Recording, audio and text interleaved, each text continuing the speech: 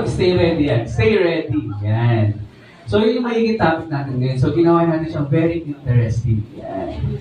So, before tayo pumunta dyan, sino dito yung naka-attend ng verse 42 to 44? So, therefore, keep watch because you do not know what the day your Lord will come. But understand this, if the owner of the house had known at what time at the night the thief was coming, he would have kept a watch, would not have let his house be broken. So, ibig sabihin, di ba, naalala niyo, binanggit ko, wala naman ditong fear of the Lord, the wisdom and instruction. So, ano ibig sabihin nito?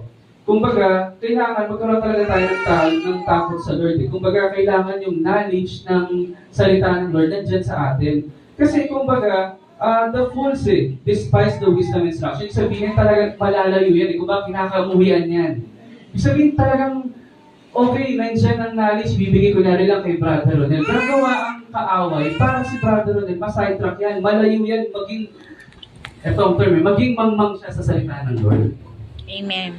Wala alam, kumbaga, okay, magiging mandita mo, total naman, sa ano lang to, kumbaga, walang magiging impact sa kanya.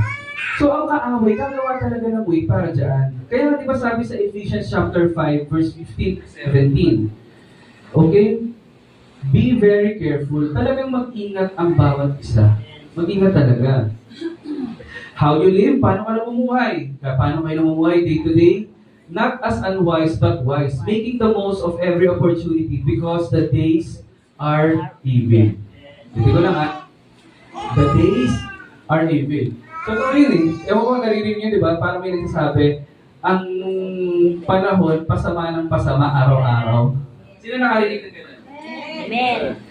Bubalik ko lang ba kasi mamaya mag-overtime ako, hindi ko mamalayan. Baka mamaya abutin na naman ako ng ilang oras dito. Orasan mo nga ako. 40 minutes, ayan. Yung 40 minutes, so naging isang oras. Yan. Habang tumatagal lang yan, na-embrace ng tao yung, ayaw ko naman sabihin kasamaan, pero parang gano'n na nangyayari. Nagiging normal yung